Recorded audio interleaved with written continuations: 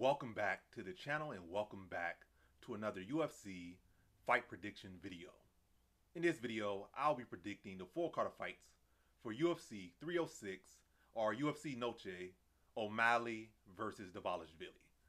So without further ado, let's get to our first fight on the card. So in our first fight on the card, we have in the bantamweight division, we got Rosas Jr. versus Aoriqileng. And how do I feel about this one right here is I'm going lock confidence, Rosas Jr. to beat Aoriqileng. I'm lock confidence. I'm about to speed through this video. I was about to. I'm just going to say, yeah, Rosas Jr. I'm saying, no, not this way. Definitely not that guy.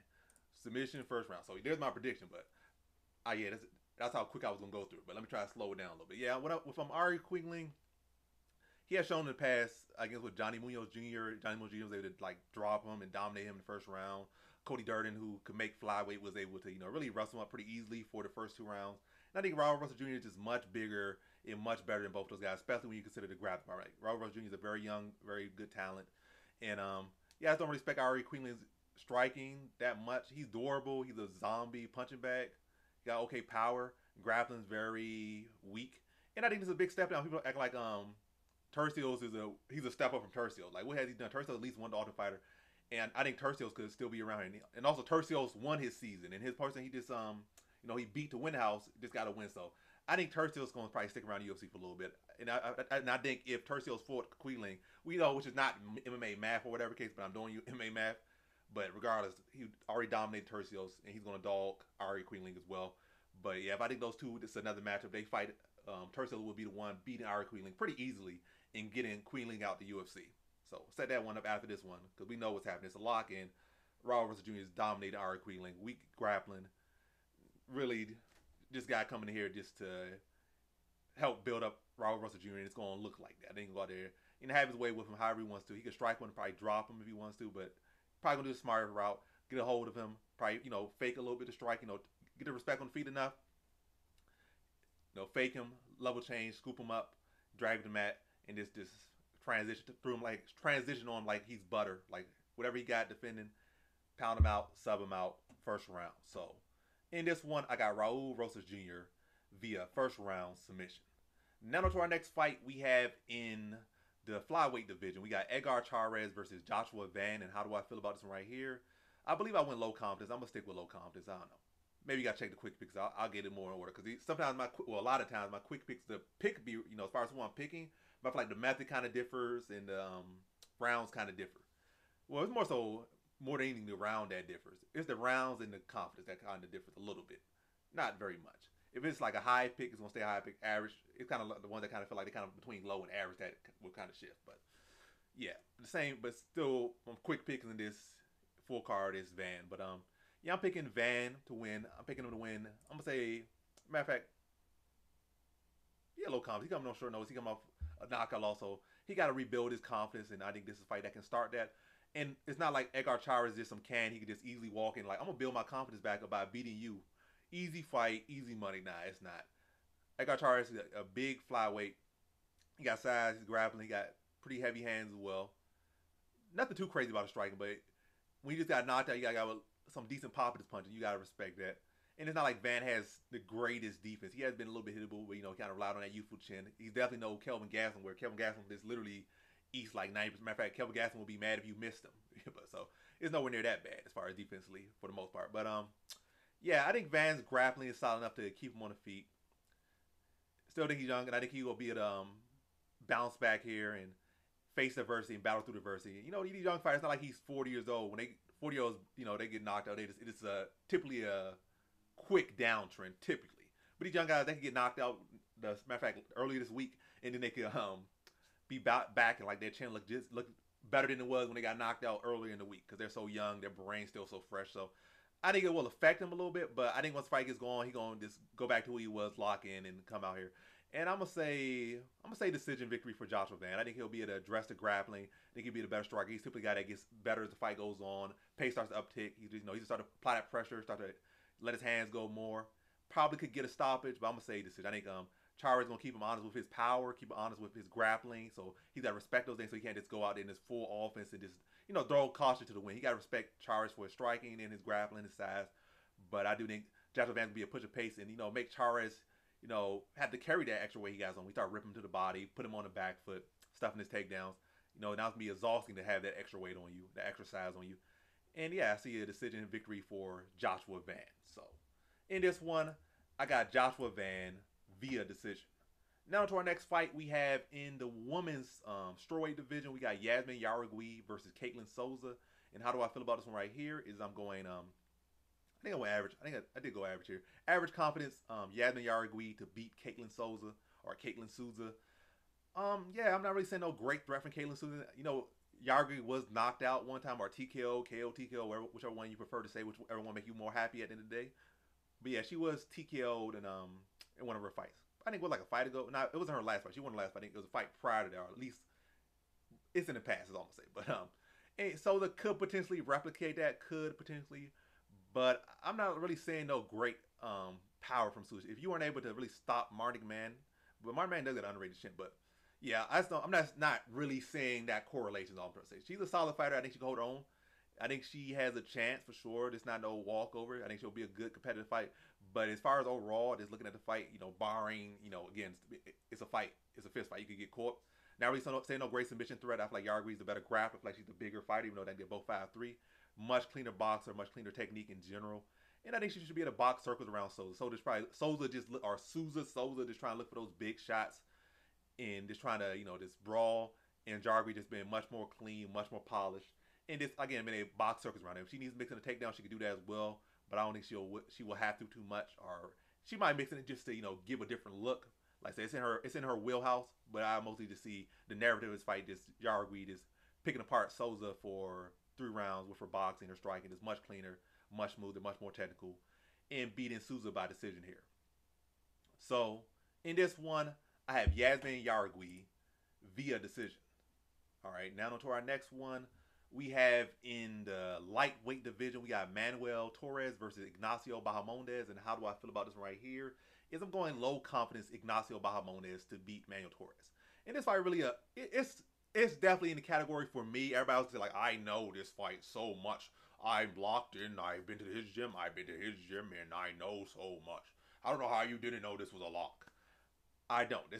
These guys, in my opinion, could be a lock here. Torres just has not been around, to be honest. And you never know with these guys that don't beat around. Sometimes they come out there, and yeah, I always had a cardio. I'm actually known as a cardio machine in my gym. I don't know how you didn't. Well, I'm not in your gym, so that's how I did not know. But your fights have all been first rounds, and some of these little first round finishes seem like after some of your flurries, like you were breathing heavily, like that weight on you was like weighing on heavily on you, but you still got to finish. So we didn't get to see if that was actual, or you just, you know, you just needed to take a deep breath to, you know, recoup yourself after, you know, what you were doing. Like, you'll be fine, but you just needed to take a deep breath, but you're fine for 15 minutes. Like, every round I just need to take a deep breath, and then I'll be good.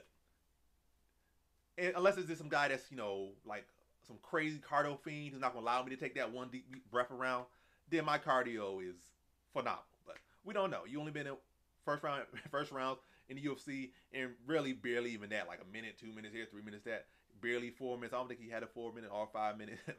It's like, again, a lot of first round stops. We know Ignacio Bahamondes is a volume cardio machine as far as the striking. I don't know about his grappling. I've never seen nobody in the UFC push his cardio in the grappling department. I know outside the UFC he has a couple submission losses, so does Torres. But nobody in the UFC has really threatened him so much in the grappling or have successfully did it inside the UFC yet. But Bahamondes, I know he's the much more technical striker. Torres is just the much more physically imposing. He might not be as big, you know, vertically. He might be more wide. Bahamondes is more long. But yeah, Bahamondes, I think his strike looks much more clean, much more fluid. Torres seems like more like a bully. Even his grappling seemed like bullying. Like he just kind of muscles positions. And that's also something like his strike. Everything he does seems like it's kind of like bullying. And that bullying type of style where he kind of forcing everything, that's typically not a style that's good all around. So on top of already just being a guy that has first round fights and finishes, he has a style where his striking and his grappling seems like a lot of it just, you know, maximum effort and force. And that's just typically, those two things together just don't really make up for a guy that's going to be a guy that's good over rounds. Maybe he can make adjustments. He's still young in his UFC career. Both of these guys young in their UFC career, so they both can make adjustments. And again, that's why the confidence is low. But I got to go Ignacio Bahamondes. More UFC experience, more experience going those rounds, the more technical striker. Torres, his grappling hasn't really been anything till his last fight. So and it's not like Bahamondes has been getting finished in these fights. And also guys he's fighting have been able to, either had experience and or really both experience going rounds. But I'm yapping too much about this one particular prediction. So I'm just gonna say Ignacio Bahamondes. I'm gonna trust his experience going those rounds, his ability to go those rounds, and history of going those rounds, to be able to extend Torres and beat him in the decision. Just again, weathering that first round, then out striking him through the second and third. And he could win the first round as well, but I'm gonna say more so it's gonna come down to his cardio, his experience going those rounds, to be able to beat Torres, take him out of his element, and beat him by decision. So in this one, I have Ignacio Bahamondes via decision. Now to our next fight, we have in the women's bantamweight division, we got Irene Aldana versus Norma Dumont. And how do I feel about this one right here? Is I'm going average confidence, Norma Dumont to beat Irene Aldana. And people I don't know what the angle is. I guess people say, well, Irene Aldana is the better striker. I could agree with that. She's the better striker. She's more durable. She has the better chin. I think she has the better power. And Norma Dumont did get chin once, so her chin is in question. But when we look at her losses, it's not like a great track record. Matter of fact, there is no track record. She got, it's the history that she did get knocked out. So it's not like, oh, it never happened to me. It happened to you, but it's not, oh, she's been chinned by her. She's been chinned by her. This chick didn't even have power and she knocked her out. Oh, yeah. This chick had no knockouts on her record. Matter of fact, the chick she was fighting got knocked out like 20 times, but she knocked you out, and she was like 5-20. It's like, she lost to a pretty solid fighter who was, did get a title fight shortly after that fight, even though there was nobody in that division. But, big, sizable 45er she got caught by because she was coming over aggressive. Outside that, I think she really been chinned or rocked in her UFC career outside that fight. In the other fight, she lost a decision where she was hurting Chairez on, and Chairez kind of chose to kind of blanket her against the fence, try to grab onto her, hold onto her. And so her two losses don't really have no great correlation. And where with Irene Aldana, all she really shows is grappling. Dumont has shown good strikes. She has been able to strike with good fighters. I think she dropped a former boxer and then grappled her up the rest of the fight. She fought Jermaine Durandamy. I don't think she was hurt in that fight. She, you saw a little bit of panic when she had to strike with Jermaine Durandamy. Not no real crazy panic, but you see the urgency, like I got to get her to the ground. Not like, oh, I'm scared I'm gonna die if I'm on the feet too long. But like I know I'm going in here with a world class striker, Dutch kickboxer, undefeated with like 35-45-0 in kickboxing. In Jermaine Durandamy. So this is not where I want to take the fight. So she took her down, and she was able to do that pretty well, pretty often in 10 minutes of control time in a 15-minute fight. So we seen her striking pretty solid, and we see her grab. She's a bigger fighter. She's a younger fighter, more well-rounded. And Irene Aldana, she's the one who actually has a track record of getting grappled up, manhandled by Holly Holm at will, by Nunes at will. She got, I think, took 2 losses in Invicta, got handled by at will. And it's not like she fought like great competition at that time. Like, oh, this is like one of the greatest. I'm not. She did decent competition, but nothing great to be getting ragdoll like that. So she has at least 5 fights where she got ragdoll in the grappling department. Oh, Raquel Pennington as well. So I think Dumont can mix it up, tie up in the clinch, look to drag her to the mat, or look to box her a little bit, then get her to, probably draw out a straight and then duck under and drag her to the mat. Just more well-rounded, younger, better. I think I have a higher ceiling, and I think she's going to show it. And I just think she mixes up. And definitely mixed up the grappling, which is, I feel, the biggest part of this, her approach to winning this one. And she's going to grind out a decision over Aldana. And I think she beats her pretty clear. So, in this one, I have Norma Dumont via decision. So, on to the next one. We have in the flyweight division, we got Renato. Who's Renato? I mean, it's Ronaldo. It's just the Ronaldo without the L. But, yeah, because he's not going to take an L here. He's going to take a W. And I wasn't even trying to plan it. It just happened. Like I wasn't trying to do that. It just happened. I don't know. Did y'all like that? Did y'all not? Does it really matter? It does not. But yeah. Flyweight division, we got Renato Rodriguez versus Ode Osbourne. And how do I feel about this one right here? Is I'm going low confidence Renato Rodriguez to beat Ode Osbourne. And yeah, Ode Osbourne is definitely live here, but he's never really been the most trustworthy guy. So I'm not trusting him as a dog. Hey, if he wins, he wins. But I'm going Renato Rodriguez to beat Ode Osbourne. Yeah, he's like Osbourne, I think, on like a 3-fight losing streak. It's not the typical guy has been losing to on his streak. He's very live here. There's things I can see. But yeah, this fight is gonna be on the Noche card. You got a Mexican fighter, decent skills, decent style. I think his style matches well. I think the fact that it's a Noche card, I think the judge is probably going to be more likely, if it goes to a close decision, probably give it to Renato Rodriguez. But I actually think Renato Rodriguez gets it done in the distance. I think he stops him in the 3rd round. I think Ode Osbourne, he's a solid fighter. Again, he has pretty decent wrestling offense, pretty well-rounded fighter. Definitely could work a lot on that wrestling defense and submission defense. pretty okay striking, pretty solid striking. But I think the biggest issue with him, again, his grappling defense and his submission, his wrestling defense and his submission grappling defense. This is really his submission grappling as a whole is a big issue of his. And yeah. But another issue with him that I feel is going to play to Rodriguez here is that Osbourne, he's got that relies on a whole lot of explosion, a lot of flash, jumping, flying knees, big reaching, exploding shots, big reaching, exploding kicks a lot of times. And that has shown, even in fights he won, where he comes out pretty strong early and he kind of fade and kind of rely on his early start. And Ronaldo Rodriguez, he's got kind of a slow starter, but he kind of like that boxing style of slow fighter. Like, they're going to have good defense. They're going to pick their shots well. And typically, in boxing, you guys have 6 rounds, 8 rounds, 12 rounds. So that's a very efficient style for boxing. It's an issue for us. He could probably fix it, patch up. He's going to need to work on it as he goes further into the UFC, if he makes it further to UFC. But, in boxing, that style works well, especially when you 6 rounds, 12 rounds, because you're blocking the shots, you're being economical, you're ripping into the body, you're breaking down, stalking the person on the back foot the whole time. And, that's wearing him down. So then once they get tired, those hands start to drop, chin starts to rise up, mouth start to open, and then you can start to get those kill shots on them. But, yeah, 3 rounds, you don't got as much time, but I still think he'll be the work here. Because Osbourne be fading in 1.5 a lot of times. And still, I think he could beat him in the decision regardless. I think he could keep it close regardless. But I do see a third round TKo. I think Ronaldo Rodriguez will be bigger, stronger, more physical, the much more technical striker, boxer. And I think he's going to be able to push Osbourne back foot a lot. Let Osbourne get those flashy strikes out the way, block them, counter them, and continue to put him on back foot, stalk him, and break him down over the course fight. High, low, mixing up the levels, definitely invest into that body, breaking Osbourne down, and then stopping him in the third round. So, in this one, I got Ronaldo Rodriguez via third round TKO. All right, let's see. Third round TKO. That's where we're going. All right, now to our next one. We have in the lightweight division, we got Daniel Zellhuber versus Esteban Ribovics. And how do I feel about this one right here is I'm going average confidence, Daniel Zellhuber to beat Esteban Ribovics. And to be honest, I just feel like this, matches up with a similar fighter he fought. I think the same country as well. I'm forgetting his name right now, but it doesn't really matter too much. But similar, pretty much a one-dimensional striker who's very aggressive. His kick's a little bit better, but the same thing, aggressive fighter, typically looking for the finish. Not really a point fighter, not really a guy that's looking to, stick and move so much, but a guy looking to get it in and get it done. That's what he kind of reminds me of. He's definitely different. I might say he's even better, but hey, instead of saying this and that, why don't those guys fight each other? If he loses this fight, Esteban, why he going to lose a fight and match up with his countryman? I'm just talking. I'm yapping. He's not going to do that. But, yeah, it's the same thing. I see similar. This is similar. I feel like Zellhuber is the more technical striker. He's much longer, much faster, much quicker. And all he's really worrying about here is Ribovics' power mostly. I'm not saying that he don't have speed on his side as well, but I think Zellhuber is longer. I think he's more technical. I think he's quicker. I think he's sharper, more economical, more accurate.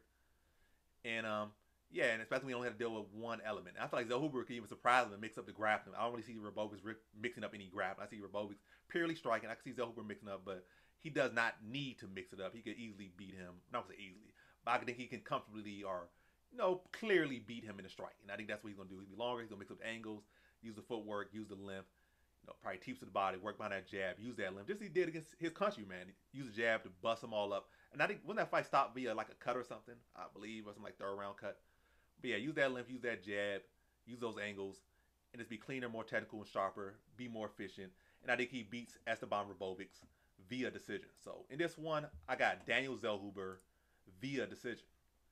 Now to our next fight we have in the featherweight division. We got Brian Ortega versus Diego Lopes, or Lopez. I'm going to say Lopes. I've been hearing Lopes a lot. So yeah, Brian Ortega versus Diego Lopes. So if you don't know, or you do know, I did originally pick Brian Ortega when it was a 5-round fight. But that fight fell through, as we all know. Or if you forgot it, or you're coming back to this video 20 years later and you're like, I did not know that. I don't even know who these guys are. But yeah, the original fight fell through because I think Brian Ortega had some health issues, so the fight fell through. And that was originally a 5-round main event. So I was going to pick Brian Ortega because I feel like Lopes would slow down. He did slow down in that fight against Ige. So I feel like my prediction would have hit in that situation because that would have been a 5-round fight. So he slowed down a 3-round fight. So imagine slowing down against Brian Ortega in a 5-round fight. You're slowing down, now you're tired in the 3rd round. So you already lost the 3rd round. You kind of 4th or 5th, and you're trying to come back or, trying to regain yourself against the comeback kid in Ortega. That would have been a recipe for disaster. But the fact that this is 3 rounds and Lopes has got that fight out of the way, he has, in a way he has got a push. In practice, you try to get, you try to replicate what you're going to face in the cage. So he had a chance to get an actual practice in a way against Ige because you got to see somebody who's gonna push me. How do I react in that situation? And he got that in real time in a real situation. So he basically got paid for real life practice. It was a real fight, but like you got paid for a situation you would want to put yourself in practice. So that's something that will work well for him against Ortega here. Give him extra practice, because if he would have had that fight, it would have went through. I think he would have lost. If Ortega was healthy, and it would have went 5 rounds. That fight would have went through as a 5 round. He would have won. But the fact that he got that experience now, and now this fight is not a 5 round but a 3 round, it has changed my pick to Lopes. I think Lopes is going to win by decision here. Ortega's typically a slow starter. I think Lopes will take full advantage of that. Ortega will definitely try to rally. He'll definitely be live. He'll definitely have moments, and it'll definitely be a close fight. Probably a split decision, to be honest. Maybe. But yeah, I think Lopes will win the first round. Ortega typically lose the first round against most people. So with Lopes, how he fights, how aggressively, I think he will win the first round.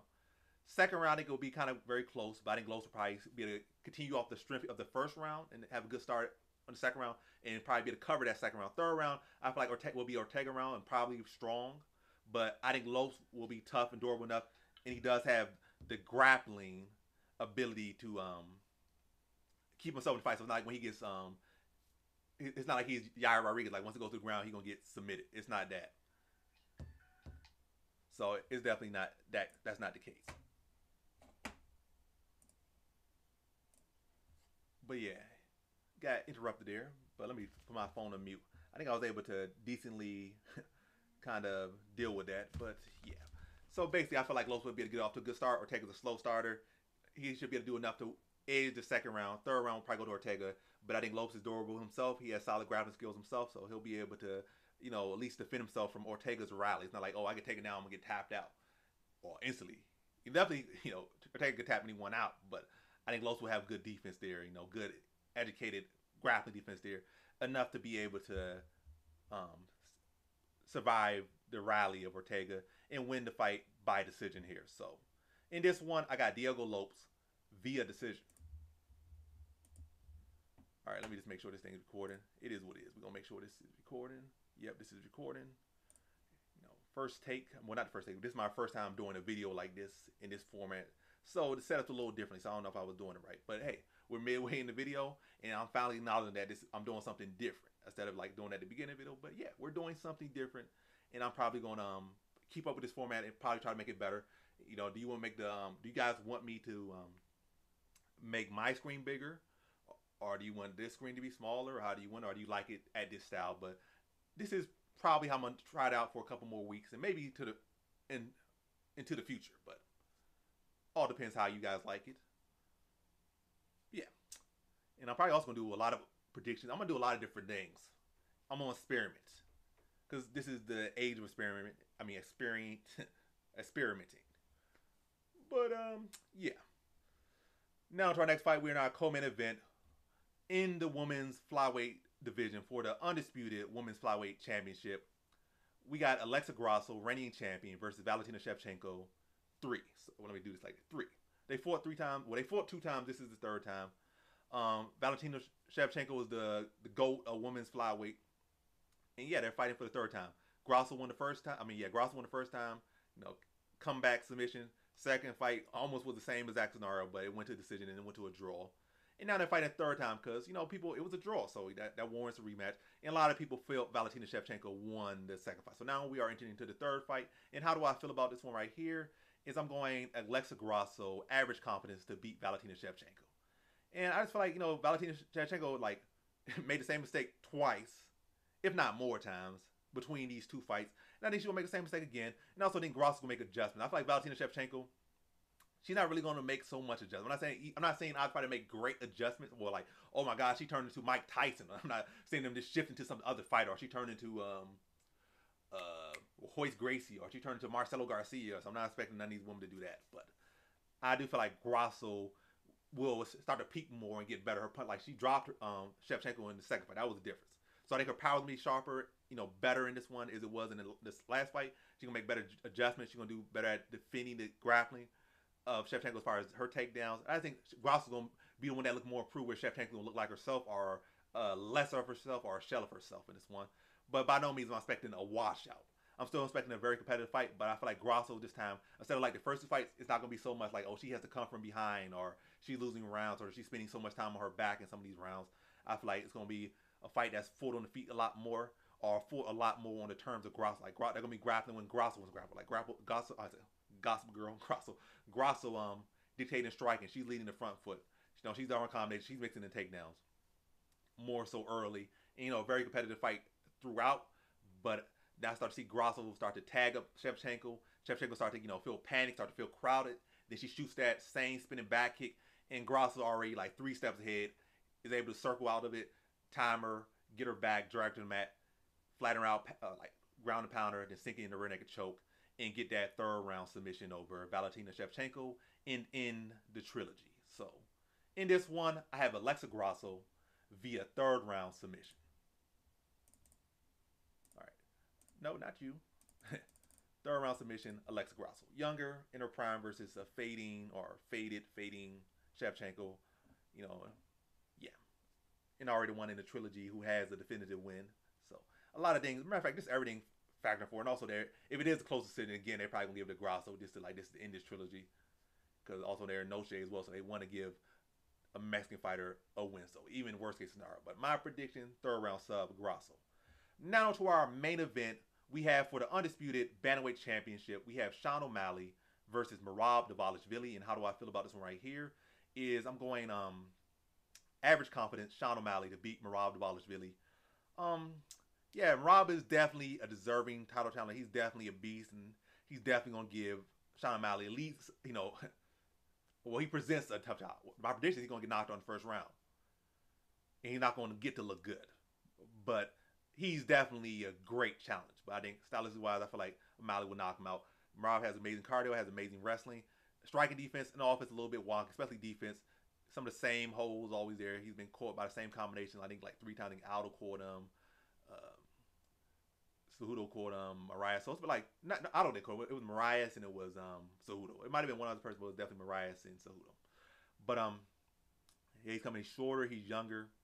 So you fight a guy who's the champ, undisputed champ. Already got to win over your teammate. He's younger. He's longer. In his prime, you're kind of in your prime, more at the end of prime, and O'Malley's like sitting like in a perfect position, to be a champ. Like I think like 29, 30, maybe 31, sitting like in a perfect position to have a good 3-4 year reign. Probably cap it off at like 35, maybe go beyond that. Whereas Dvalishvili kind of spend his time waiting behind Sterling, but all that information is really irrelevant. So how do I see this one going? I feel like Dvalishvili, his style is, he comes in very aggressive, and he does have openings. And I feel like Sean O'Malley will be able to split open. Like he'll come in very wide, he'll reach for shots. I think Sean O'Malley will be a time with stepping knees, crack him down the middle as he tries to enter.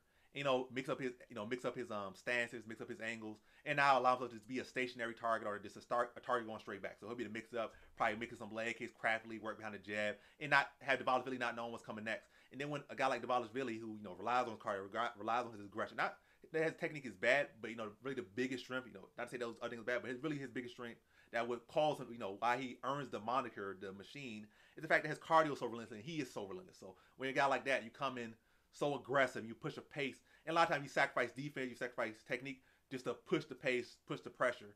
And against a guy like O'Malley, who's a sniper, he's going to be take advantage of that pressure. He's going to take advantage of that recklessness and that willingness to engage and that willingness to, I guess, make mistakes to get to where you got to go.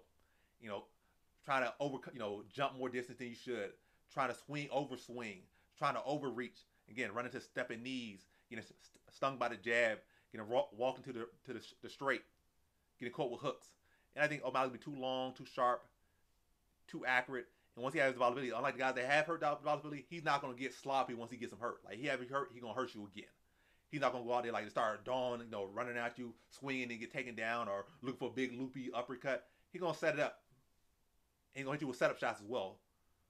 So it's not just like this one big sloppy bolo uppercut or something. He's going to set you up for it, and he's going to put you out. So if you got the heart, which Dvalishvili will, he might have to drop him 3 times, but he's going to put him out. I think it's in the 1st round. And another thing about as far as worst stylistic matchup, both of these guys are terrible stylistic matches for everyone. O'Malley's a champion for a reason. He's a terrible stylistic matchup for everybody because as far as anyone concerned, when you're the champion, he's the best person in the division. So he's a tough guy for everyone in the division. Dvalishvili, phenomenal cardio, crazy pace, craziest pace in I think in MMA history.